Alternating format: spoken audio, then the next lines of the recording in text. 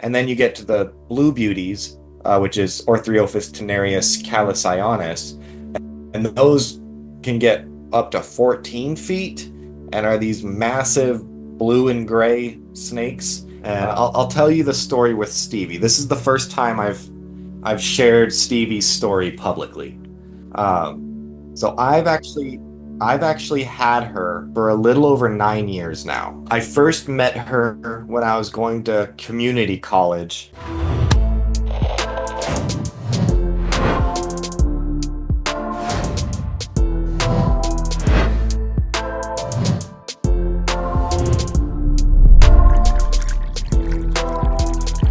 You may recognize my guest today from Instagram at ThatBeardedBugGuy. That is Logan Hope.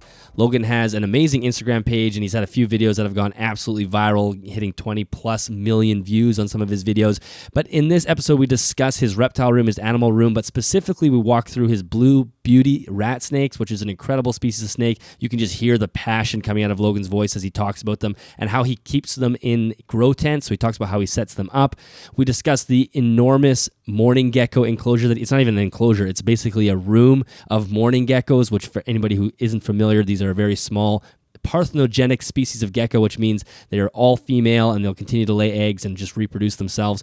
A fascinating setup as well. We discuss his tarantula collection, which he does an amazing job of caring for, much beyond the sort of standard practice when it comes to tarantula care. Logan is somebody that, despite having a large group of animals, really does a good job maintaining high quality care, which is very difficult to do when you have a large group of animals. He walks us through the story of how he acquired an alligator and his thoughts about alligator keeping, and in this episode is actually the first time he publicly really discusses the alligator that he has at home and his plans for her and her past. Now, Logan recorded the episode from his amazing spider room, and unfortunately the Wi-Fi is not the strongest down there, so the audio quality is perfectly fine. There's a tiny bit of delay that you may pick up on, but it's not that noticeable. It doesn't disrupt the conversation, but it does mean that Logan's video kind of comes and goes throughout the episode. So for the most part, it's very difficult to see. It's a little pixelated. I'll make sure there's lots of pictures and video as B-roll throughout the episode, but I think it also just means we're going to have Logan back on again when the Wi-Fi in that room is a little bit stronger so we can see that crisp, clean video of him sitting in that room.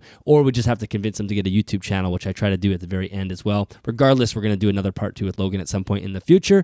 Until then, enjoy this episode, and I will talk to you afterwards. This podcast is all about improving your reptile husbandry. However, I know not everybody has the time or the money to go out and spend thousands of dollars doing custom builds. Thankfully, friend of the podcast, Josh Halter, aka the Bio Dude, is working hard to make better care more accessible. He makes turnkey bioactive kits for leopard geckos, ball pythons, tortoises, invertebrates, dart frogs, and the list continues to grow. He has spent years testing and perfecting these handcrafted substrates and dietary supplements to create the most effective products. If you visit thebiodude.com, you will see he is a proud supporter of both USARK and responsible reptile keeping, and there is an option to donate to either at checkout. Awesome. Well, Logan, welcome to the podcast. Thank you for being here. Thank you. No, it's an honor being here. You have an amazing, as we were just talking before we hit record, you have an amazing reptile room and spider room, and you're up to some really cool stuff.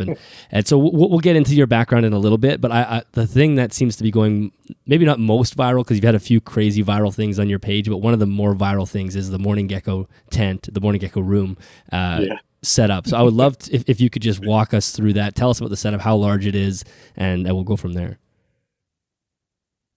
Yeah, this works out great because I'm looking right at it on the other side of my computer, so this works out.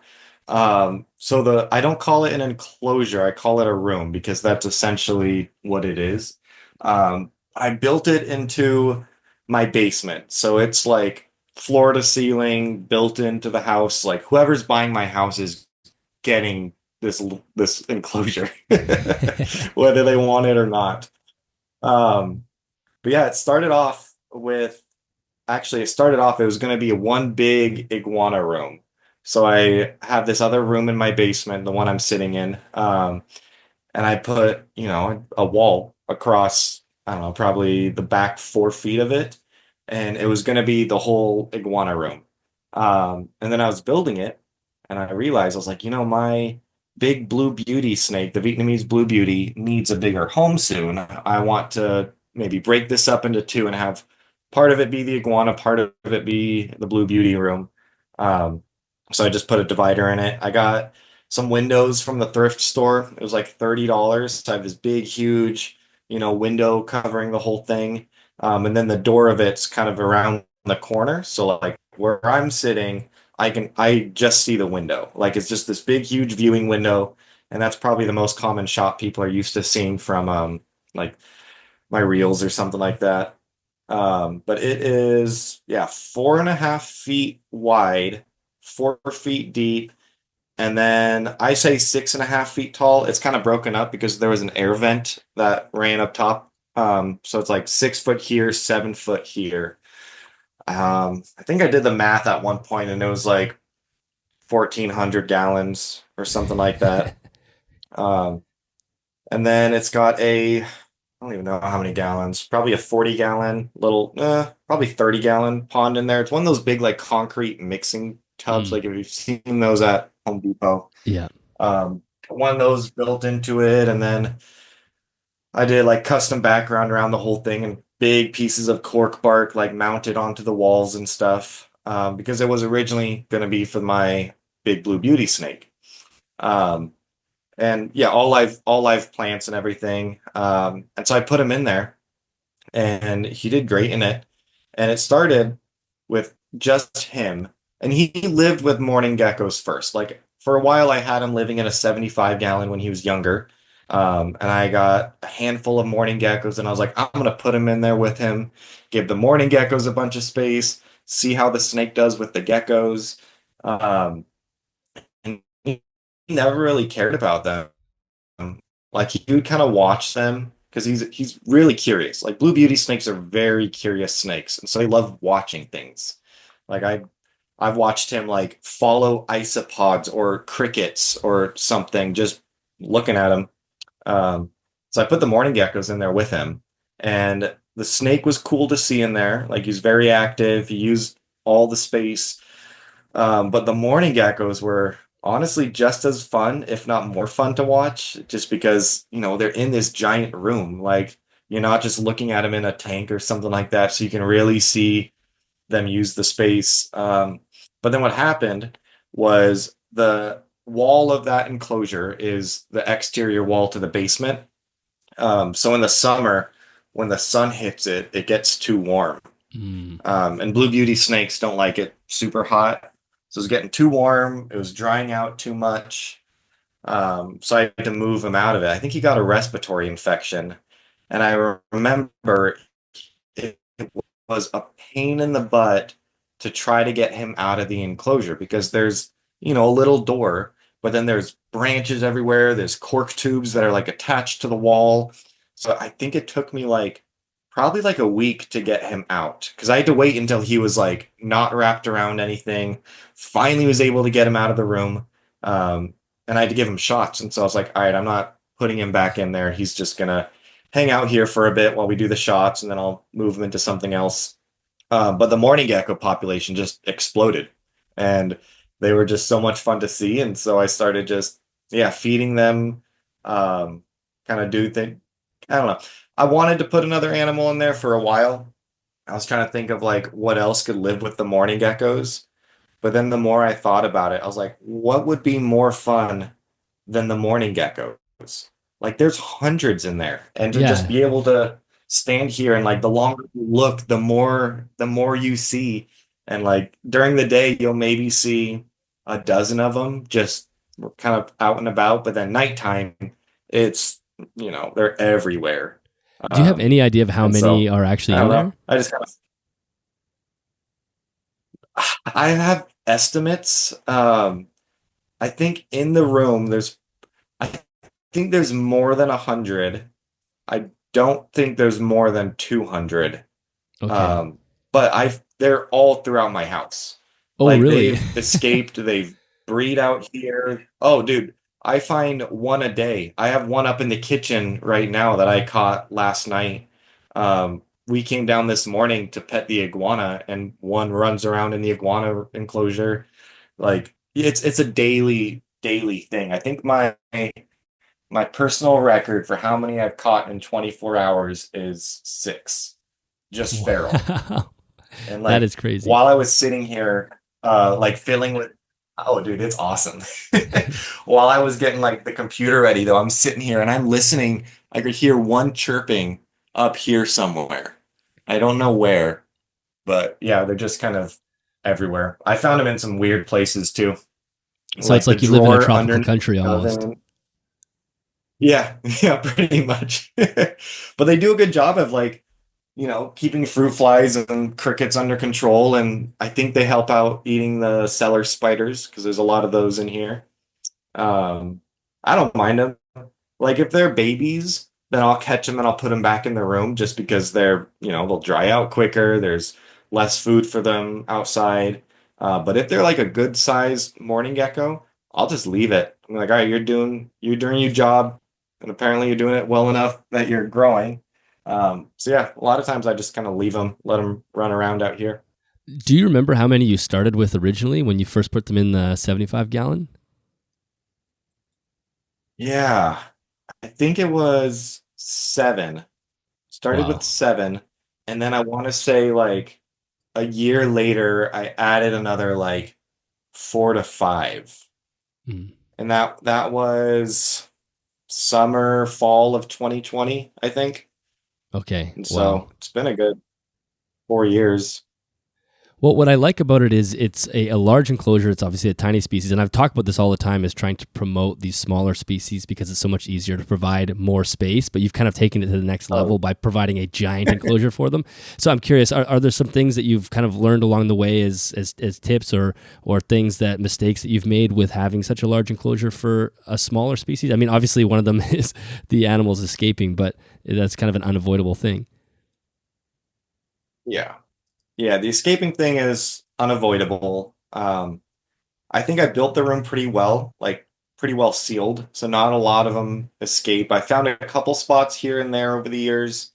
I've just kind of plugged them as I go, but I think for the most part, they stay in there. Um, I think a lot of the ones I find out here are breeding out here, like just in the walls or, wherever. As far as tips and tricks, man, setting them up in a big enclosure is so easy. Like I never have to think about their requirements, their parameters or anything.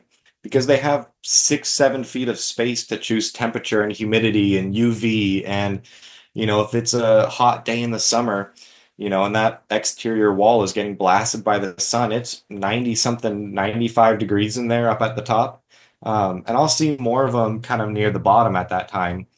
And then, if it cools down, they'll kind of be more mid-range.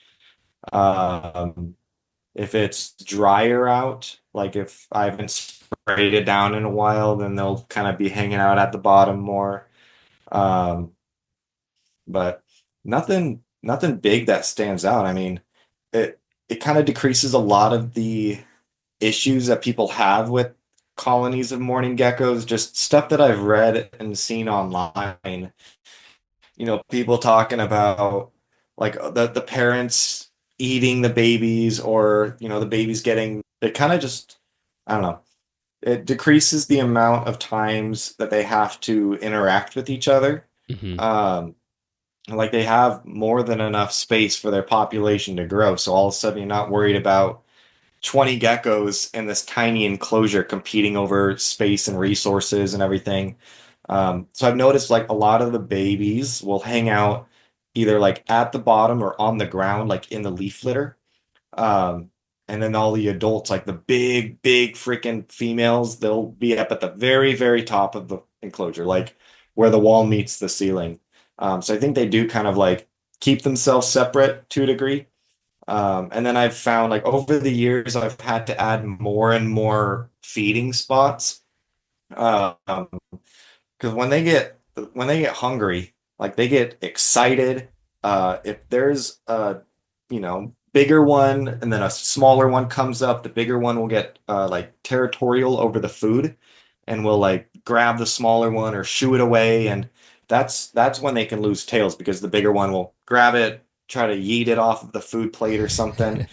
Um, but I don't know, I've just set up a few different spots and I'll fill up their like little feeding spots and then I'll just kind of put it on leaves or on bark or just try to space it out. And I don't really have any issues with, them fighting each other. There's been a few times. There's been once where I had to get in there and separate two, and Mm. I put them in opposite corners and watched them run back to each other and keep fighting. I was I don't know if that was personal or what, Yeah, but yeah, yeah. But you're probably right. The space does simplify things. Like you said, you're making a bunch of different like niches as far as the environment goes, and oh you can yeah. have diffuse the aggression in some ways as well. Do you feed them mostly just like a ready-made? Like I know you have those videos on your Instagram of doing with you in there feeding them on a plate with the Pangea or whatever it is. Do you do mostly that, or do you also chuck in insects into there? I do both. Yeah, so mostly it's just the Pangea, the gecko diet. I think I use the complete gecko diet. Um, and they love that. And then every couple weeks I'll throw in 1,000 like quarter-inch crickets. Um, I've tried recording that multiple times, but it's so hard to try to like videotape it because they're just everywhere and going crazy eating things and it's hard to focus. And then when you get close, they scatter or something.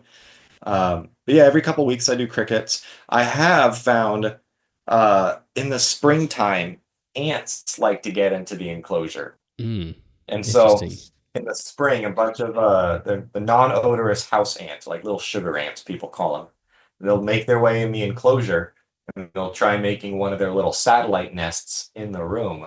And so if I feed that gecko diet, I have some pretty interesting time lapses where I put the gecko food in and the geckos start coming down to feed, and then you see a couple of the ants coming.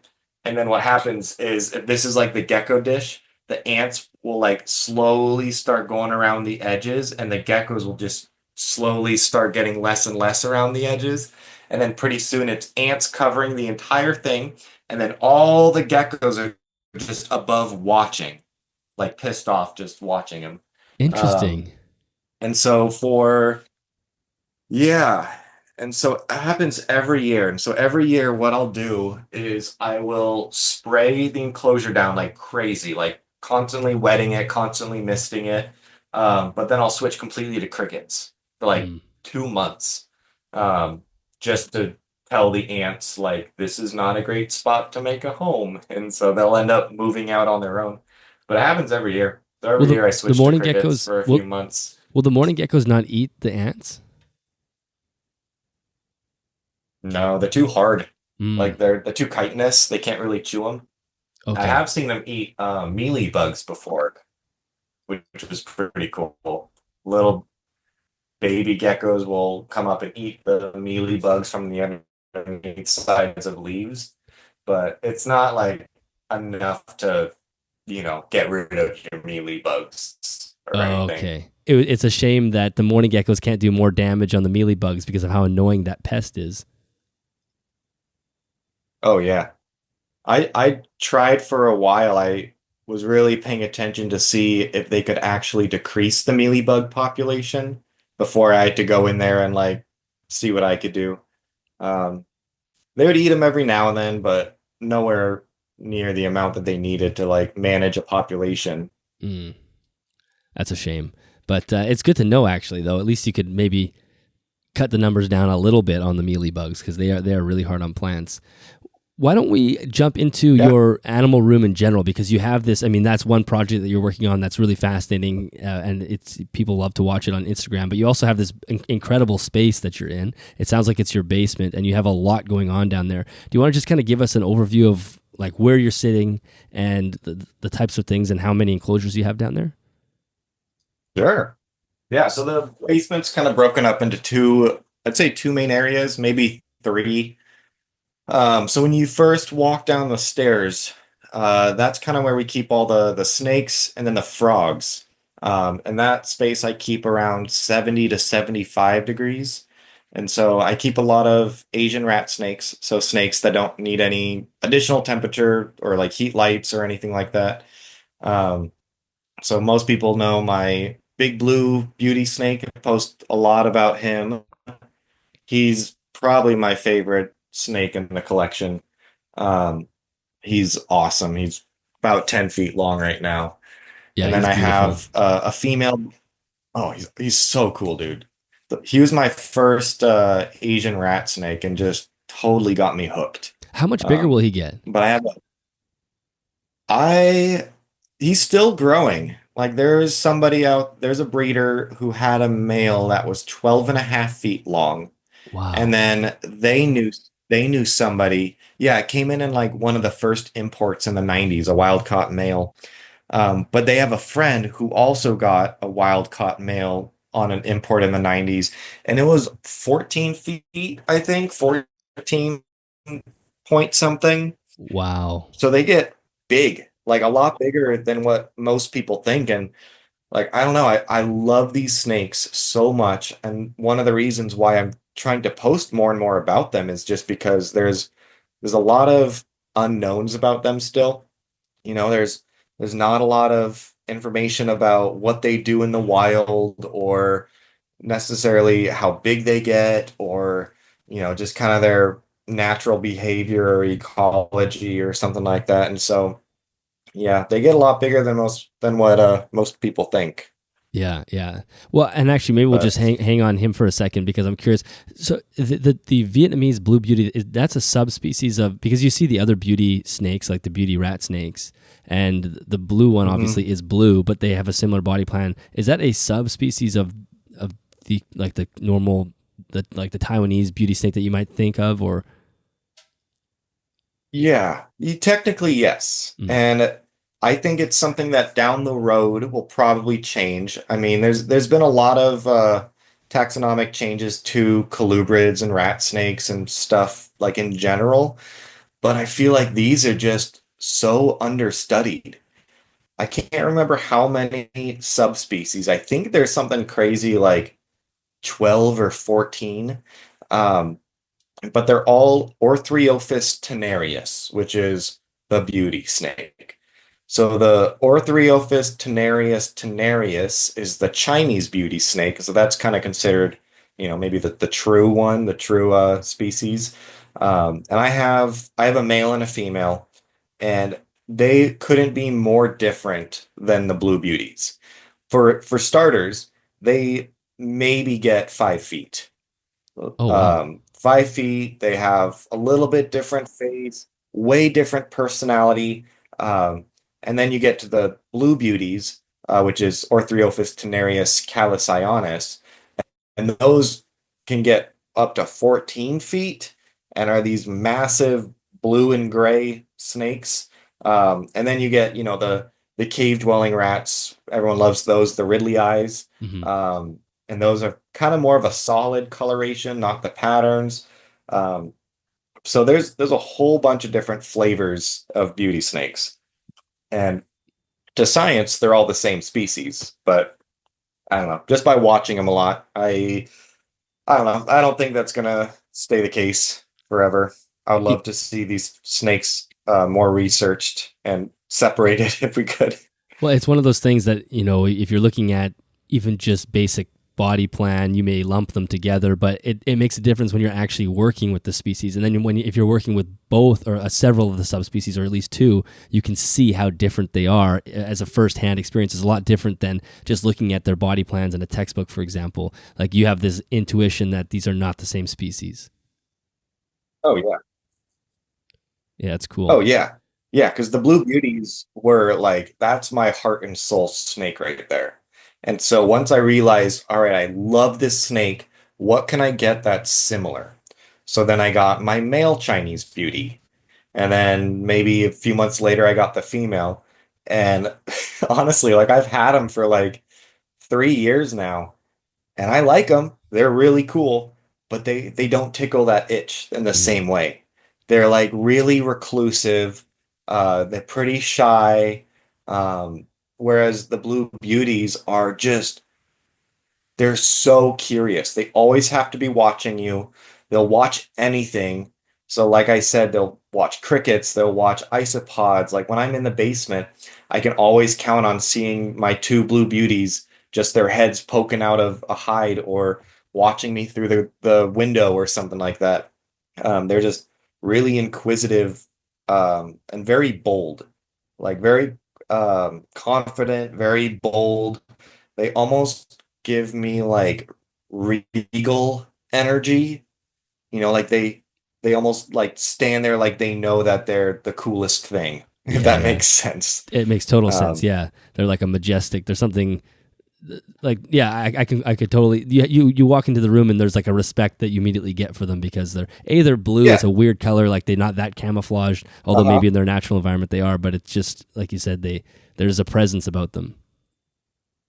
Oh yeah. Yeah, absolutely. It's an energy that I haven't experienced with any other snakes. Um, and I don't know if it's because of like their size and disposition. I mean, they are quick. They are, they can be quick to be defensive too. Um, they're quick to let you know that, you're doing something that they don't like. Um, like for example, for a while now, every time I go downstairs and I see that Big Blue is his name. It's not a very clever name, but that's the one he's adopted. I have a tendency to not name my animals, and so a lot of times they'll just kind of adopt names after like X amount of years. Just kind of ends up being whatever I call them or Yes. refer to them as the most. So you can imagine Big Blue was, the big blue snake. Just, Yeah.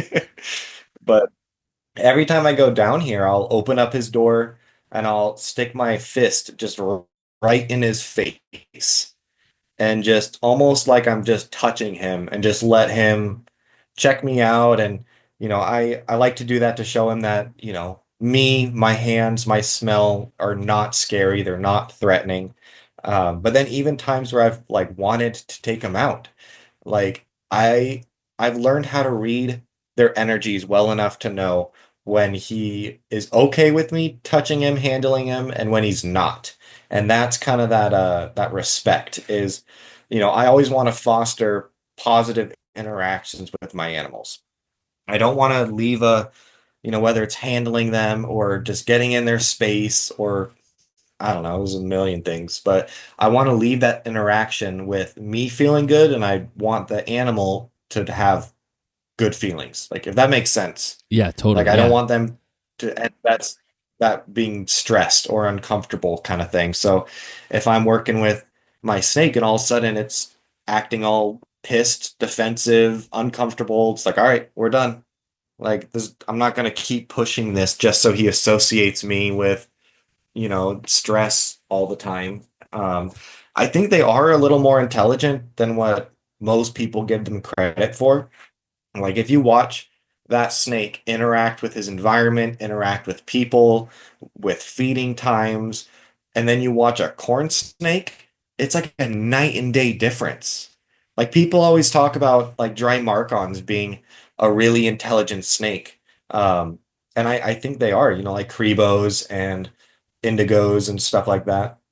But I think Blue Beauties, they're up there. I mean, I think they're always like processing.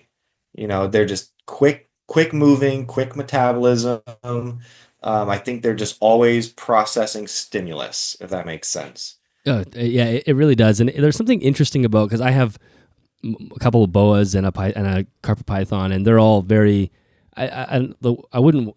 I don't want to use the word lazy, but they sort of are. Like they're very slow moving. They're methodical. Yeah. They're not very. They're not visual. Very like they're not going to be really following you. And then I have this little Japanese rat snake, and he's still pretty small, and he's so you. I would use the word personable, but really it's just because he's processing visual information more than the others. So I walk past his enclosure and he's immediately up looking around, seeing what's going Yeah. on. And then it just gives you a connection with that animal that you don't have with the others. And it's just simply the way they're moving around, the way they're looking. You have this connection that's more relatable, I guess. Oh, 100%. Yeah, and I think that's the main reason why I've fallen for colubrids. Like my very first snake was a red-tailed boa, and she was awesome. She went to school with me a bunch. I would take her to like classrooms and a lot of lectures and like put her in like kids' hands and things like that all the time. Never bit, never did anything. So I have a soft spot for the boas. Um, but man, once I started keeping colubrids, like it's just that energy, it's the awakeness, it's the alertness of, every time I look in this enclosure, they're going to be in a different spot. They're going to be doing a different behavior. It's more exciting to me. Yes, yeah, I There's can always totally something relate. new experience.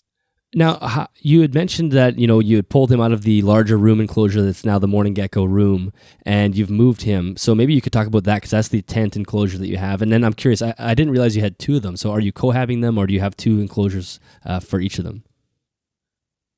So they're in separate enclosures for now. In the spring, they'll be cohabbed.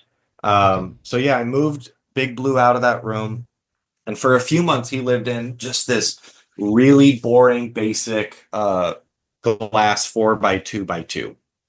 Um, and this is when he was getting, a shot every day for a couple weeks, and so it made it easy to get him out.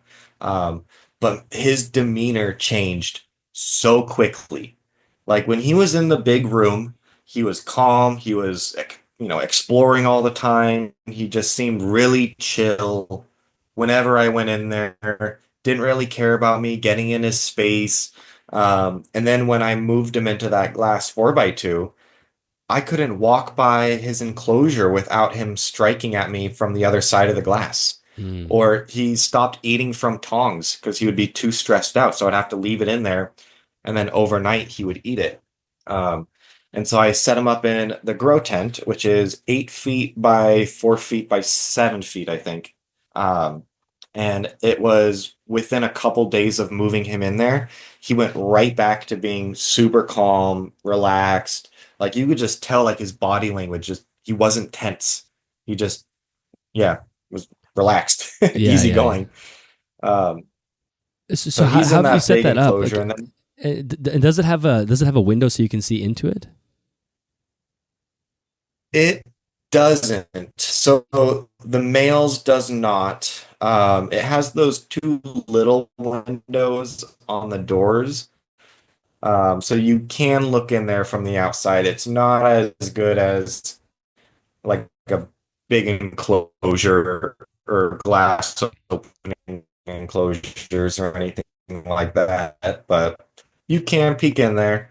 As far as building it though, um, let's see, I had a bunch of logs outside my house from when we cut down a tree that I've been drying out for a couple of years.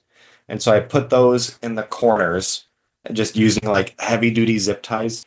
And then I had a bunch of like long, skinny branches and stuff. So I just kind of like horizontal branches attaching to those wooden posts because frame of the so he's got all the branches going everywhere. I put in a few big live plants. So he's got like a little um, I can't think of the name right now. Few of the oh, I can never remember. They look like big philodendrons, like split leaf Oh philodendrons. yeah, like Monstera or Um, something. Bunch of live plants, hanging plants.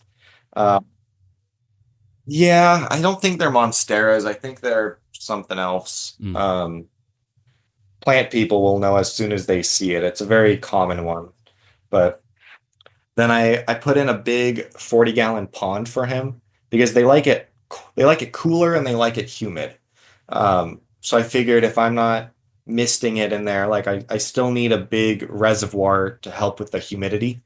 And so I've made this stand for it so it sits up. It's like one of those 40-gallon like water troughs from Tractor Supply. So big Mm. like heavy duty plastic tub kind of thing. And it just sits flush in this stand, probably 3 feet up off the ground. And then underneath it is like a cave. So he can go on the side underneath the pond and it's kind of cooler down there. And so I have that going with a little filter in there and some live plants in the pond. And then it's got little oscillating fans in there to keep the air moving. LED plants or LED lights for the plants, UV lights. He's got a little basking light that I'll use every now and then. But it's like I don't know, 25-watt bulb. Like it's maybe bringing that basking spot up by 5 degrees, if anything. So it's not doing a whole lot. But I just wanted to give him as many options to show natural behavior as possible. Hmm. That's kind of my big thing is like I want to I want to experience these animals how I would in the wild, as best I can. So adding, a bunch of branches and hides and a pond, even though they're not really water snakes, he now has a pond that he can not just submerge himself in, but swim around in if he wants. Hides on every level, big UV gradient, temperature gradient. So that way it's easier to kind of like the mourning geckos. There's so many micro niches or micro habitats that you don't really have to stress about. Oh, is he at the right temperature? Is he at the right humidity? Is he getting the right UV levels? Because he has the choice for everything. Like Yeah. most of the time, he's in his arboreal hide. Uh, last couple nights, he's been under or behind the pond next to one of the little ventilation windows on the tent, which stays like, I don't know, upper 60s or something down there. So he's cooling off right now. But yeah, he has the choice to basically be in whatever habitat or little micro habitat he wants to be in. Well, and that's sort of the But philosophy that you talked substrated, about how you handle him, right? It's a very choice based. Like if he doesn't want to be handled, you don't handle him, and you can mhm, actually implement that choice into the enclosure, provided you have enough space to actually organize it that way. And I think you were just about to talk about the substrate, so I want to hear about that, and I also want to hear about how you talked about the lighting, but how is it actually set up in the tent? So maybe you can go ahead with those two things. sure. Yeah, so as far as lighting goes, I use cheap Amazon LED lights. I think they're the Barina brand. It's the same ones that I have set up on most of the bioactive enclosures, like all the spiders and everything behind me. And they just run along like the struts of the tent. So on every bar on the ceiling, there's a 4 foot LED light, and that's just ambient light, helps with the plants. And then he's got a LED UV light, and then a little basking light, and then everything is just zip tied up. And so all the cords, all the lights, everything. So there's no like cords for him to snag on or pull or anything like that. And then the tent has those like ports that come out the top and the sides that you can put like ventilation into. It's probably like, I don't know, 8-inch holes. And so I just run all the cords out of that and then zip tie, the everything closed. So everything's flush, looks clean. Substrate wise, it's like probably 6 inches of cypress mulch mixed with a little bit of topsoil and then dead leaves on top. And I try to keep the substrate bone dry. I want to keep the air humid, but the substrate dry. That way, one, less bacteria, less fungus and everything growing in that. But then also if he, poops, it dries up. It's not this wet mass hiding in the tent. Because I'll be honest, like there'll be times where it's a week goes by and I didn't pick up the poop, or a week goes by and I didn't even find it, you know. Right. Yeah. Yeah. But it dries up pretty quick, which is nice. I've never And heard then what was anybody the say other that one? actually. That's a good point, keeping the substrate dry. And so how do you maintain the humidity then? Just through misting and the large water basin? Yeah, the pond does a lot of the work. So I have a big sponge filter in there to keep the water moving and bubbling. And Gotcha. so that releases a lot of humidity into the air. There's an oscillating fan above it too that just kind of helps move that humidity around. And then every probably couple days, I get in there with my big mister and just hand mist everything, spray everything down, water some plants. Um, yeah, and then he also lives with a coolie flying gecko. Do you know what those are? Um, is that the Draco or is Not that the Draco. okay? No, that I It's don't know. it's you should look them up because they are wild looking. I gotta look it up Um, right now. What I you call do Coolie? it. Coolie, Kuhli. They're from Southeast Asia, so same region as the Blue Beauties. But they literally not fly, but glide from tree to tree. I've seen these. Yeah, And so wow, they these have are these. cool. Yeah. So for those listening who are curious, they have really webbed hands, kind of like a frog, but then their arms are webbed and then they have like these crazy skin folds. So when they open up their arms, it's like a flying squirrel. And so they'll literally glide from treetop to treetop in the wild. And they're so freaking cool. I've always wanted one, but I always felt bad about getting one and putting it in like a glass terrarium, because it's like, Hmm. all right, this gecko, the coolest thing about it, you can't see in captivity. Yeah, no space to You know, fly. it's like keeping a bird. Yeah, it's like keeping a bird in a tiny 1980s bird cage where they can only go a few inches in either direction. Yeah. Just kind of like sad, right? And so, um, and the snake doesn't care about him. He lived with mourning geckos all growing up, and so he doesn't really care about lizards or anything.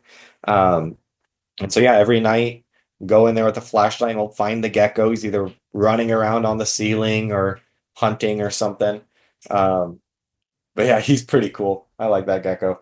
And will he actually be like, But can you then, see him do some jumping or some like floating across the enclosure because there's enough space or no, not yet. There's been a couple times where I've scared him on accident and hoped that he would fly. But he doesn't. He does these big jumps. Like last week I went in there and one of the oscillating fans wasn't working for some reason, and so I reached behind it to turn the switch on or off just to see if that was it. And I didn't know the gecko was behind the fan too.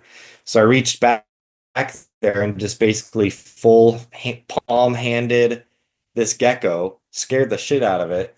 And so it jumped off into the pond, big splash, or swam through the pond, climbed up, and then jumped off of it. And it was like, I don't know, didn't fly, but was still cool to see. yeah, yeah, yeah. That is cool.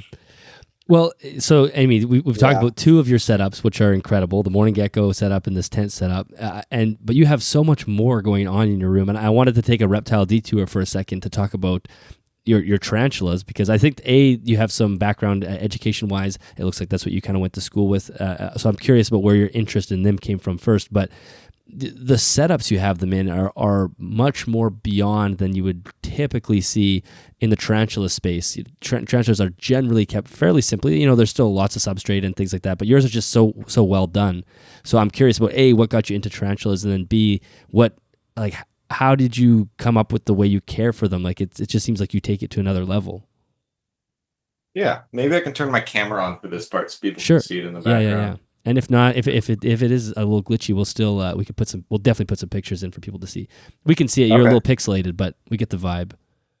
The best part about providing high-quality reptile husbandry is you get to develop a long-term relationship with your animal. Meet Jackson, my 18-year-old crested gecko. Jackson lives on the BioDude's Terra Fauna substrate, which is one of their substrates that's specifically designed for warm biomes and humidity spikes. Like all other BioDude substrates, it contains organic content to help support the plant life in Jackson's vivarium. It also holds moisture very well, which means humidity is never an issue, even in my dry climate. Another favorite of mine is the BioDude's Bug Grub. This is a supplement powder made from natural ingredients like carrots, beets, spirulina, oats, and potatoes. Everybody knows how important gut-loading feeder insects is, and this simplifies it for me and allows me to be confident when I feed both Jackson and my tarantulas that they're getting the nutrients they need to thrive. Also, if you have a lot of babies right now, this is a great way to help fortify the diets of neonatal reptiles. The BioDude has a ton of great educational content on both his YouTube channel and the website, all about bioactive care, and it's just one of those brands that's doing their part to push herpetoculture into a positive direction and give reptile keeping a better name.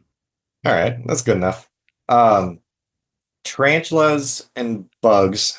Tarantulas have been like the bread and butter, my heart and soul for like what I like to keep. It's what kind of got me into it. Like my first exotic pet was a scorpion, and that was probably 15 years ago. And so when I was living at my parents', they didn't let me keep any reptiles. I tried when I was younger. I remember they went out of town and we had a babysitter. We went to the pet store and I told the owners of the pet store that the babysitter was my mom. And so I got away with buying a couple of green anoles because my mom was there.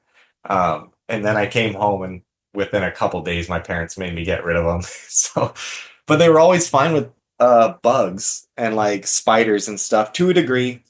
Um they kind of got tired once I kept bringing them home. Like I think after five or six, they were like, "All right, slow down, buddy." Yeah. But Yeah, the spiders have always just been true to my heart, bugs especially. Like growing up, like I have been obsessed with bugs since I could walk, since I could talk. Like I think I made my first field guide when I was like 3 years old.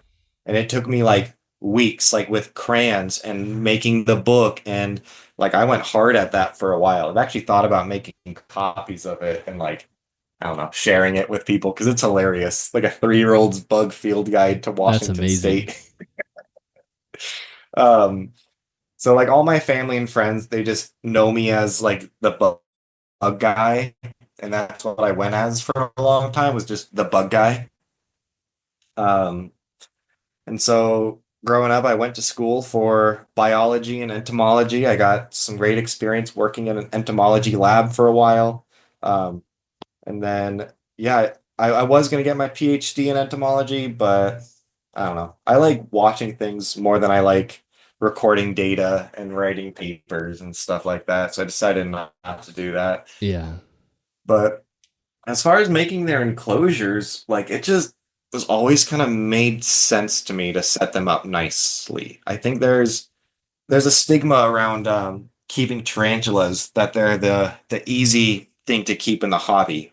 That, if you're looking at whether you get a gecko or a tarantula, most people will say a tarantula is going to be easier because you can put it in a shoebox full of dirt, no additional lighting, no additional heating, feed it once a week, every couple weeks, and they're happy.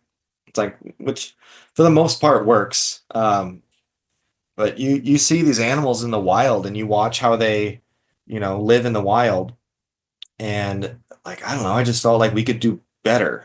And I like looking in my enclosures and getting a sense of joy without seeing the animal. Like I want to look in my enclosures and if I don't see the animal, that's fine. But I still want to see a cool enclosure. I want to see the plants. I want to see all this. We're about to hear a loud thud. My iguana just jumped up on the Oh. door. Um, so yeah, and I really like them. I like making the enclosures almost more than I like keeping animals in them. Um, just because it's fun, making the background, setting it up almost like a diorama style where you're replicating a specific area or a style or something like that. Yeah. So I get a lot of joy out of making the enclosure, and being able to keep a cool animal in it is just the cherry on top. So like my favorite terrarium that I've ever made, I think I posted about it once before my account ever blew up, but it's a 125-gallon Vietnam biotope that's up in my living room.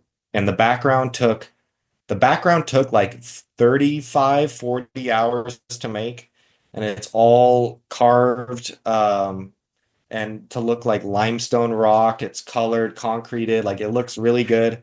And then all the plants and microfauna are Vietnam locality stuff. And that took like probably 8 months to do. There's no animals in it. Like it's a really cool Vietnam cave biotope. Like there's a cave in there that you can look in from the side with lights built in with stalagmites and cave paintings and like it's a whole little scene. But like there's no animals in it. There's some roaches and some isopods, but that's it. That's amazing. I just love that the building and design of what's that? Oh, I was just saying, yeah, that's amazing. Like, I can totally relate to the how fascinating it is and interesting it is to build things with your hands. And I actually did see the photo of that because I scrolled all the way down to the bottom of your Instagram and I saw that and I had meant to ask you about it. So I'm glad that you brought it up.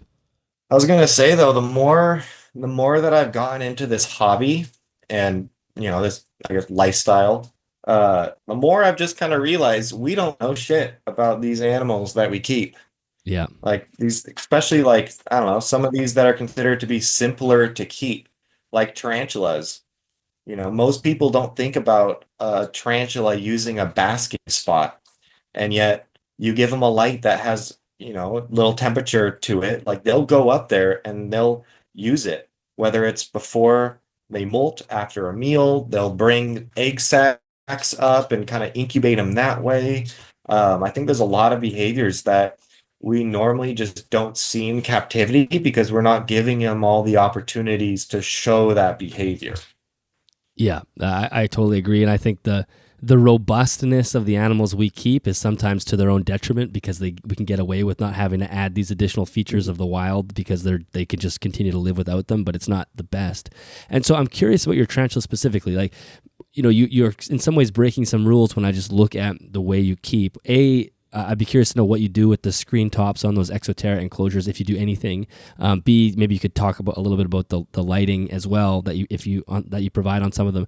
And then C, sorry, it's a three-part question, is you always hear the rumor within the tarantula hobby that you have to be very careful with having too many features for them to climb on, and the fear is of them falling and rupturing an abdomen or something like that. So do you deal with that, and how do you get around that?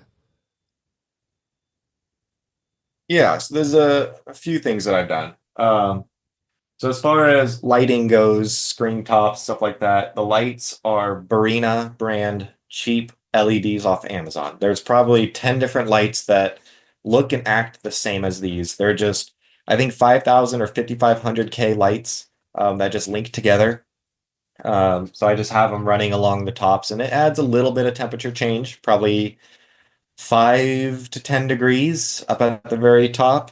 If I were to guess, I haven't really measured it. Um, and the screens, I've done a couple different ways. Normally, I just keep the screens. That way, I can kind of adjust airflow, whether it's winter time, because our furnace is in the basement. So in the winter time, this room gets pretty dry. Or in the summer when it gets hot and humid and I need all the airflow. So I'll keep the screen on, use plexiglass or something and kind of cover parts of it or take it all off. I've recently started using some of the acrylic tops that Tarantula Cribs makes that fit in and replaces that Exoterra screen. Those things are pretty slick. I like those. But normally I haven't had any issues of tarantulas like getting caught in the screens. Um, and I don't have like a great reason why, um, but I have a couple theories. So I think one of the reasons why I don't deal with that is because I do custom backgrounds in all of my enclosures. So instead of a tarantula climbing up the glass and holding on to that screen because it's the only non-slippery thing that high up, they're able to walk up the background, or even some of these that have, like logs or pieces of cork bark that are more or less spanning the height of the enclosure. Like they can go up that to get whether it's more ventilation, higher temperatures, kind of whatever they need. And so they're not forced to hold on to that screen as a way of just staying in that spot. Um, so that's kind of my main theory. Trying to think of what were the other parts of the question? Oh, and just you have lots of climbing features and decor for the animals to actually interact with. And I always hear Oh people yeah. like, make sure you don't have too much height because you're going to have a ruptured abdomen if they fall. Yeah. I mean, that's definitely a risk with some of the like big-bodied terrestrial species. I like keeping a lot of arboreal species because you don't really have that risk, and then also they're going to be out more often than not. I'm not a big fan of pet holes. The spiders that dig a burrow, you only see them when you feed them. They'll come out of their hole, grab the food, and go back down. Like that's fun, but I want to see what the spiders are doing, different times of the day, different seasons, when I missed, when I do this. Like I kind of want to just see their behaviors more rather than just when they feed. Um, and so I haven't had any instances where they've fallen or any risks or anything like that. Okay. Um, I try to add a lot of climbing structures. That way they don't, have to climb to the very top. Um, Sorry, I just saw a mourning gecko run across my wall. I'm telling you, man, it's every day. They're They're all over the everywhere. place. Yeah. Um, but Can you tell us a few of your maybe a few favorite species of tarantula that you keep? yeah. Yeah, my favorite genus is Poecilotheria, the ornamental spiders or ornamental tarantulas from India and Sri Lanka. They're just so pretty and so cool, and they don't seem as defensive or angry as a lot of the other spiders. Um, those are really cool. They're always out, make great webs, great feeders. Um, like my big Regalis is like my number one favorite. Like I've had her for 11 years now. She was my Wow. very first old world tarantula, which, you know, if you're not familiar with old world versus new world and tarantulas, the old worlds rely more on venom as a means of defense. So they're going to be way quicker to throw you that threat display and stand their ground. Whereas the new world tarantulas use urticating hairs. So they'll, instead of running away or trying to fight you, they'll just kick off a bunch of hairs off their abdomen, which is like a fiberglass cloud, and hope that scares you away. And so she was my very first old world. Um, and I've kept a lot since then, but I don't know, I keep gravitating back towards Poecilotheria species. Like they're just so unique, um, and so pretty. Yeah, Crazy cool colors, crazy patterns. it's that contrast of their pattern that's really like striking when you first see them. And I'm curious, did you Mhm. find when you first got that first old world, what was the Poecilotheria a good option, like, or was it a lot of spider for you to handle? People always say, if you're going to jump into old worlds, you have to be prepared for a lot more quickness and defensive and whatnot. Yeah, it wasn't too bad. Um, I've kept a couple. I had a couple spiders before her. My very first tarantula was a Theraphosa sturmi, a big Goliath bird eater tarantula, which is another species that people say like this is not a great beginner species, because they get big, they have urticating hairs, they have inch-long fangs, they need it humid but not wet, and just there's a little more to keeping them than compared to like a rose hair tarantula or a Brachypelma species or something like that. Um, I always tell people the best beginner species is the one that you're willing to do the research for and the one that you're willing to put the time into. And Hmm. so, like for me to get a big bird eater as my first tarantula, like, yeah, that was a lot of spider, but I was also just that's what I was obsessed with for years. And so I put them in a big 20-gallon long and all bioactive before bioactive even was a thing. Um, and so at that point, like it wasn't hard to deal with because I was really excited and willing to put in the time and research needed in order to care for it successfully. So then when I got my old world, my biggest thing was that was the first time I spent money on like a front opening enclosure because I wanted one that was, locked, make sure everything was contained. I'm really into like DIY stuff, and my first few DIY tanks for spiders were not escape proof. And my parents got real annoyed about that, finding just tarantulas in the hallway or telling them like, "Oh, by the way, I've had a spider missing for 3 days. That's why the upstairs is torn apart." In case you were wondering, you know. That's classic. And so, yeah, but as far as like their temperament goes, like it's not bad. Like any tarantula, there's a lot of things you can do to not get bit. I'm not one to really want to hold my tarantulas. I like them like I like fish. I want to set up a really pretty tank. I want to feed them, but I want to handle them and work with them as minimally as possible. Give them everything that they need in that container. That way, without my interference, they'll thrive. Um, and so that's always been kind of my motto. Yeah. But But you don't seem to have very much fear. Like I have three tarantulas, and even though they're still small, they still freak me out. Like when I feed them, I'm like jumping back, and because it's just like it's taking me a while to get used to them. And I see you working with the Regalis, even though you're not handling her, it's still it doesn't seem like there's a fear that you're gonna get bit or that she's gonna scurry off and hide somewhere. yeah, my fear has never been really about getting bit. Um, it's more about them running away and like getting out or running someplace I can't catch them. Um, and so like when I built this room that we're in, because before, like when we moved into this house, like this was all just studded walls. Like there was studs there, but no walls. And so I took out a wall in this room and made it even bigger, sealed, like covered everything, sealed it all up. So the whole room is sealed. So now if something decides to get out, for the most part, I can catch it in here, which is easy.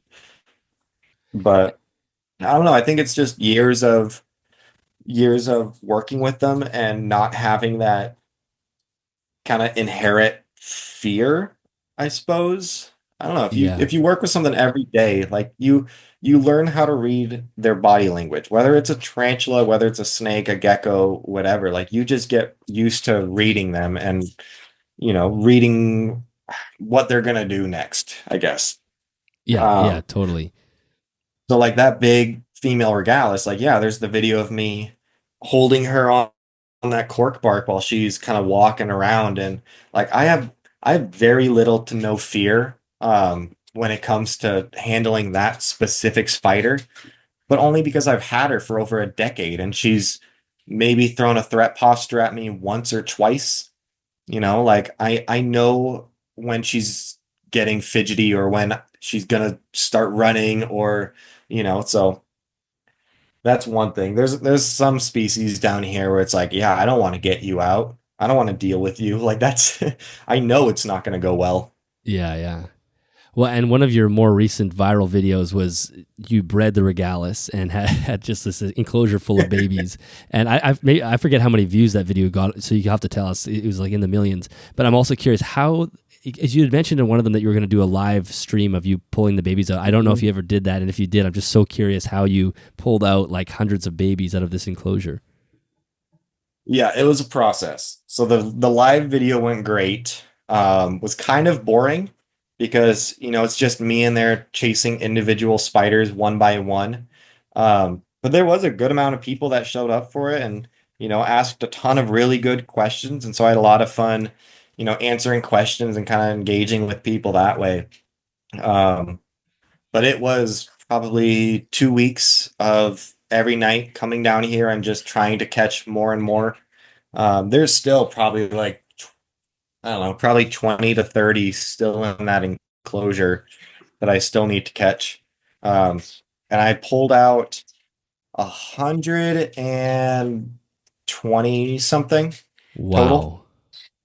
Yeah.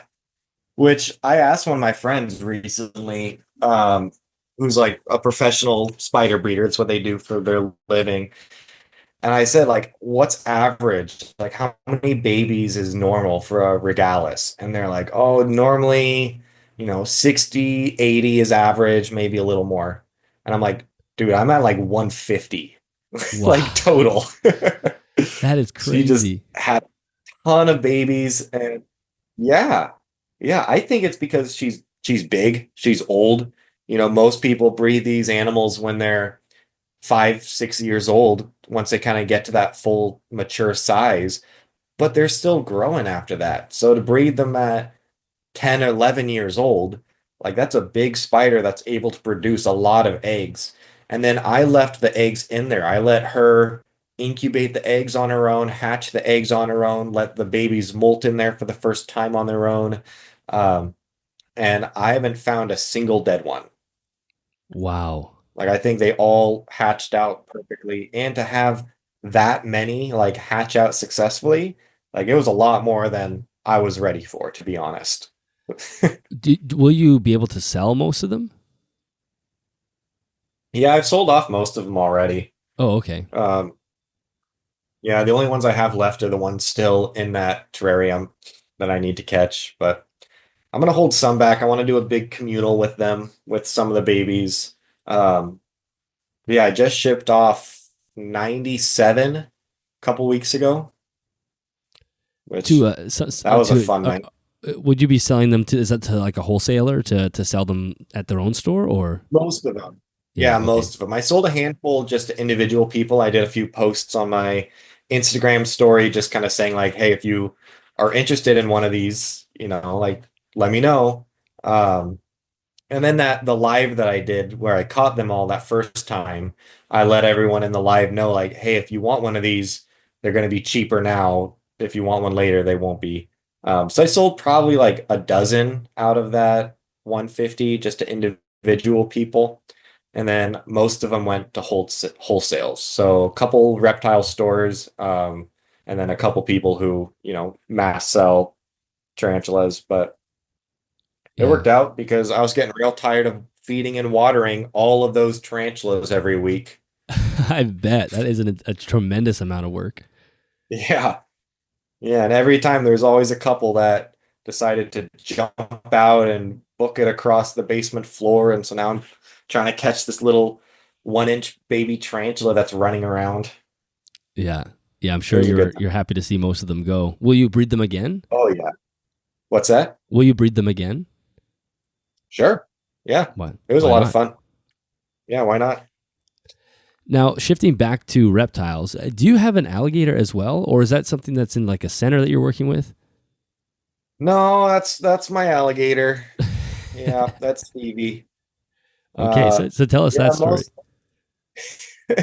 most people don't know I have a gator. I rarely ever post her on my Instagram. But she's got like her own room in the basement. So kind of how I was mentioning before, the basement's broken up into two, kind of three areas. So when you first get downstairs, it's the snakes, it's the frogs, everything that kind of likes it cooler. And then there's a room, I think it's like 8 by 8, and that's the gator room. And then you turn and you walk through like shipping flaps, the big plastic flaps, Yeah, you walk through like doors, it keeps the temperature out. You walk through those and then you're in the spider room. That's this one. And this has all the spiders and kind of more tropical lizards and stuff. And that's at like 75 to 80 degrees. But she's got her own room. I never really post about her much because I don't want I don't want people to be inspired to have an alligator in their basement. I am not an advocate for having a pet alligator. I don't think they make great pets. They're a lot of work. They're hard to manage. They're a handful in so many ways. Um, but Stevie is very near and dear to my heart. And I'll tell you the story with Stevie. This is the first time I've shared Stevie's story publicly. all right, we're Um, ready. so I've actually had her for a little over 9 years now. Wow. Um, I first met her when I was going to community college, and I had a biology teacher who was an old dude, always had his lip full of dip in, been teaching for 30 years, didn't give a shit what anybody thought about him, like that kind of dude. He's a nice guy, but he had a tendency to take like adopt animals from students. And so I guess the story is he had a student who came back from Florida with a baby gator, but then was going to be going off for the army or something, and so he asked the teacher to take this gator, and so he said yes. But for I think it was like a couple years that he had that gator, it was kept in the worst possible conditions. So she was kept in a 20-gallon long aquarium in the basement under a towel, no heat, no light, and was only being fed like raw salmon meat like once a month. And so Wow. no whole body prey, no calcium, no UV, like nothing. And so it really stunted her growth. Um, and so I was living at home, and whenever my parents would go out of town, I would babysit this gator. So I would take the gator from him and I would keep her in this giant, like 55-gallon cooler that my parents had just in my bedroom.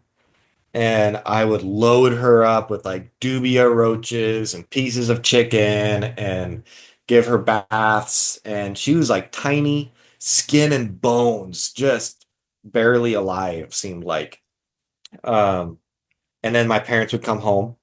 They realized there was an alligator in my bedroom upstairs, and they would say, "All right, get rid of it." And so that happened like 3 times. They kept going out of town. I would take the gator. They'd come home. I'd have to bring it back. Um, and then the teacher, this is like the year later or something, he made a comment about not wanting the gator anymore.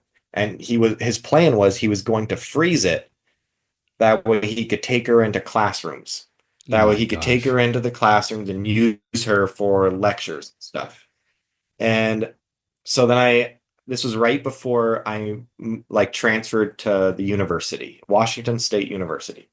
Um, and so when I went up there, and all of a sudden, like me and my buddy got a house together, and I had an extra room that I could keep my animals in and have that space separate. And so all of a sudden, I had space, and so I asked him if I could, babysit this gator again that he was planning on freezing. And he said yes, and then the gator never went back to him. Um, and so I took her, and we did. It was months of like vet visits and like diets and stuff, just trying to get weight back to her. Um, and yeah, super uncoordinated, just yeah, really unhealthy. So yeah, so now and then fast forward 9 years, and I still have this gator. Uh, she's fine. She's great. She's a lot of fun. But it's so much work. And is getting to the point where, I am questioning whether or not me having her is the right option for her anymore. I feel like I've kind of have done my job with her, keeping her alive, getting her back on track.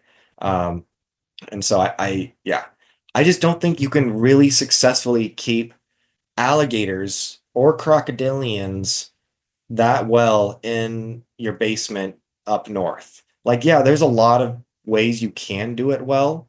Um, and if my house was 3 times the size, if I had the space like to really set her up in something awesome, then like that would be a different story.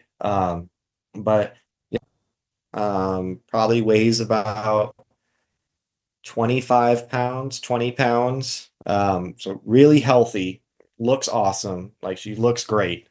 Um, but starting to feel that size. Yeah, yeah.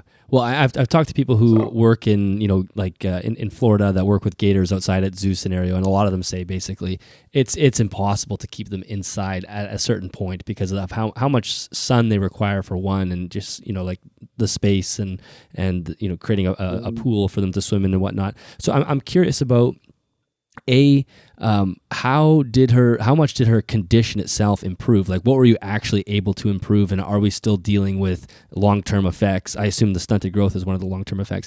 And then B, how large is she now? You mentioned the weight, but I'm curious about the length. And will she continue to grow, or do you think that early poor care just kind of stunted her forever? Yeah, there's definitely some lasting effects. And there's people out there who dedicate their lives to crocodilians and alligators, and so there's a lot that I still don't know or just don't know as well as I probably should. So maybe if anyone's listening who's an alligator expert, they can comment or chime in with something. But yeah, there's been a lot of different cases when it comes to stunted alligators because they're incredibly resilient animals. So they're pretty hard to kill, which is why you get them that are stunted and why people think that you can keep them in a bathtub or these really just simple setups is because no matter what you do, the gator will eat, they'll look fine. They have one of the strongest immune systems out of any animal, so they're just more or less bulletproof. So even though she had 2 years in a crammed little tank under a towel, only being fed raw salmon, like she didn't grow most of her fingernails. So a lot of her fingers are just little nubs. Mm. They don't have any nail growing out of it. Now, when I got her, we did X-rays, and she didn't have metabolic bone disease, which was good. Surprising, actually, but it was good. Um, and then I think that was like the main thing. But yeah, there's different cases. So some people, have rescued alligators that have become stunted. and they'll be done growing. Like the most famous is Rex from Snake Discovery. Like that Right. gator is like 4.5 feet long, but it was also kept for like 30 years in a wooden box.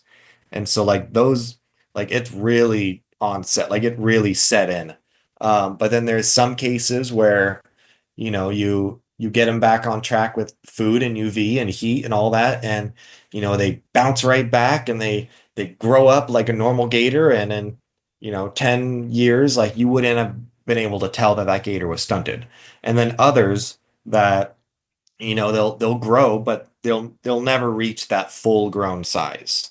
Um, and so like with Stevie, those first the first couple years was very just, you know, she was probably no bigger than my forearm and just skin and bones. And then she started slowly putting on weight, growing a bit. Now I think last time I measured her, she was like 38 inches. So a little over, no, I think like 40 inches, like that 3.5 foot mark. Um, and yeah, like she's just grown more and more. And I feel like probably in the last 4 years, she's doubled in size. So it seems like it's getting more and more every year now, where the first like 5 to 6 years has been really just slow. Like to the point where I'm wondering, like, are you even going to grow up?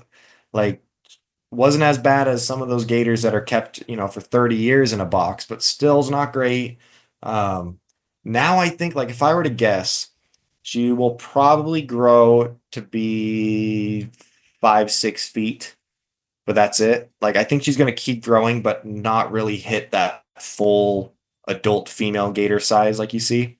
Mm. Um, but no, she's yeah, still putting on weight. I just fed her like 4 pounds of catfish yesterday. She gets catfish chunks from the or from the grocery store. She'll get chicken legs, chicken wings, rats, quails, chicks. I was doing that Missouri crock chow, like those big, it looks like dog kibble for Yeah. gators. But it's so gross because it's all dry. So you throw it in their water and they bite it, and then you just see it all dissipate from Mm. into the water. And so it just turns their pond into just mud. It's nasty. Yeah, yeah. Well, it's a cool story. I mean, it's like you said, it's one of those things where it's an animal that for some reason people end up having as a pet, and especially if you live in a northern climate like both of us do, it's virtually impossible to keep something Yeah. like that. So maybe as she grows, and you, like you said, you're kind of already testing the limits, and maybe that's kind of you've brought her to this point, and then maybe it's time to have her hand off to someone who can keep her outside. But for right now, it does seem like she's on the right track at least. Yeah. It's a big ego check. And this is honestly one of the first times I'm saying this out loud, but it's an ego check. To have what you think is the coolest animal in the world under your care, your responsibility. You get to see it every day, interact with it every day. Like this gator knows me, like specifically. Like she reacts with me way different than she would with whether it's my partner or my friends or somebody brand new coming down here. Like I can walk into her room and she has a doggy bed that she sleeps on. In case you have a big lizard and you didn't know this, big lizards love dog beds. They love squishy, soft, cushy places to lie down. So she sleeps in that dog bed most of the time if she's not in the pond. And like, yeah, I can walk in there and change a light, mess with her filter, like do all these things, and she'll hiss at me. But like for the most part, she doesn't really care.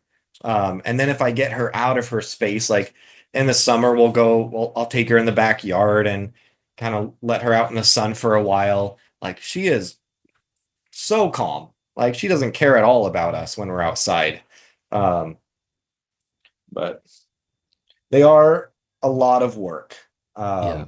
And it's one thing to have like a facility where, you have a built-in pond or a built-in, you have the infrastructure in place already.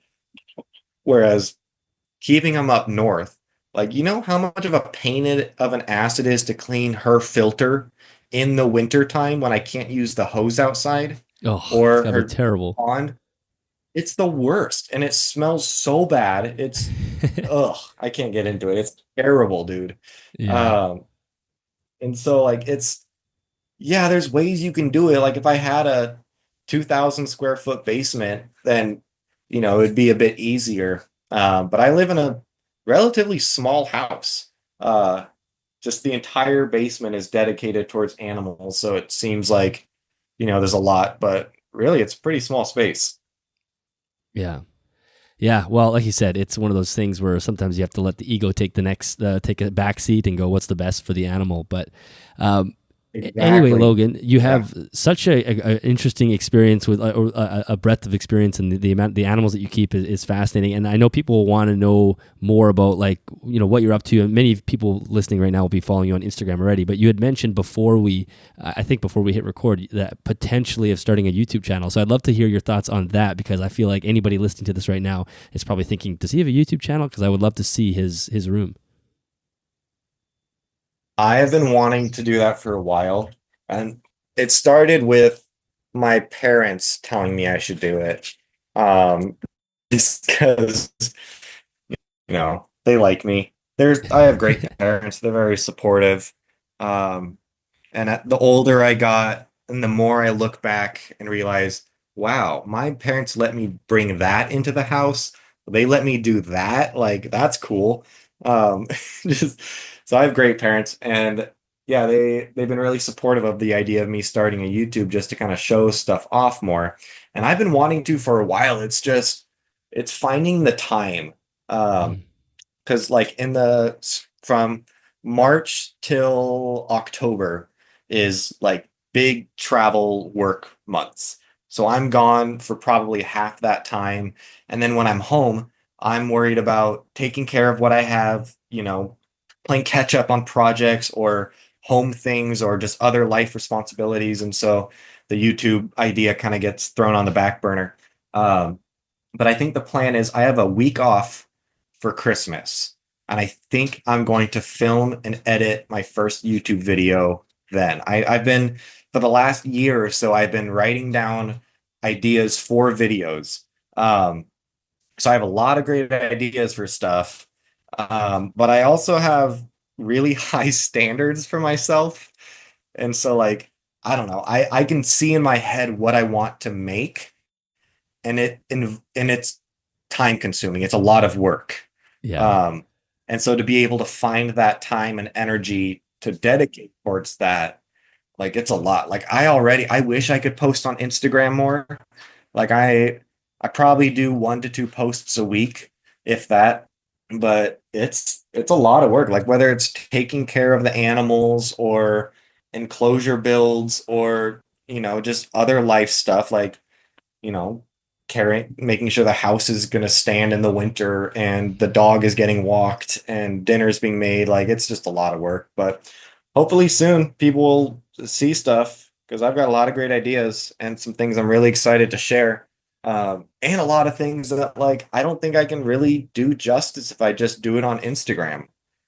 Yeah. Like I want to do a full tour of everything, but like man, it's so hard. Like most people don't realize how many animals like I actually have. Like you're talking like just to give you a quick rundown, it's I think nine nine snakes, probably 15 plus lizards ranging from, well not, okay, not counting the mourning geckos. That's a whole like that's a super colony, like a hive mentality. That's one. Yeah. Yeah. Yeah. A bunch of lizards. I've got a bunch of dart frogs and toads and tortoises, and I'm probably sitting at like 40 to 50 species of tarantulas, and got roaches, isopods, centipedes, like just everything. Um, but it's kind of hard to show off everything like that in Instagram without dedicating a bunch of time to it, and that's what I don't have a lot of. Yeah. Well, hopefully you can carve out some time. I think even if you weren't consistent with it, it would still be valuable to people, to, even if it was like once a month or once every 6 weeks or something, you throw a video up, because A, you're already good in front of the camera, and B, I think you just have so much to show people. And like I said earlier on, the enclosures that you have set up are really well done, and you do have a very high volume of projects going on, just like you said, lots of enclosures and lots of different species to care for, and you're not kind of simplifying it down to the most basic care in order to achieve that. You're actually doing it at a high level, which I think would be helpful for people to see how you're Appreciate actually that. accomplishing that. Yeah, I appreciate that. I just want to give the animals like as much as I possibly can. And I think there's a lot more we can do that we don't traditionally think of. There's a lot of check the boxes, as you could say, for caring for a specific species. But there's a lot of boxes that we don't even think about adding, that I don't know. I want to see these animals like I would in the wild. You've seen Doctor Strange, right? Yes. Yeah. Yeah, so how we can do like the portals and all of a sudden go to these different places. If I had one of those like rings where I could just make a portal and look at an animal in the wild, I would do that instead of owning that animal, Hmm. if that makes sense. Totally. So like I want to just try to make these little windows into their natural environments. That way I can see how they're engaging with their environment like they would in the wild.